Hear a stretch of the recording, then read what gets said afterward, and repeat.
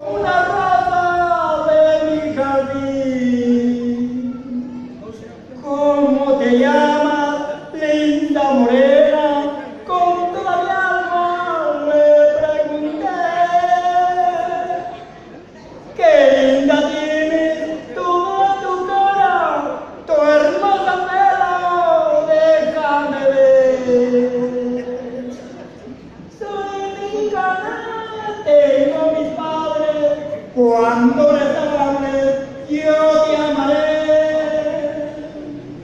Soy brasileño por mi apellido, porque por nombre me llamo Flor.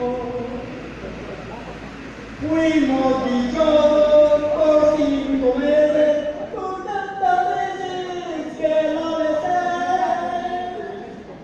besé.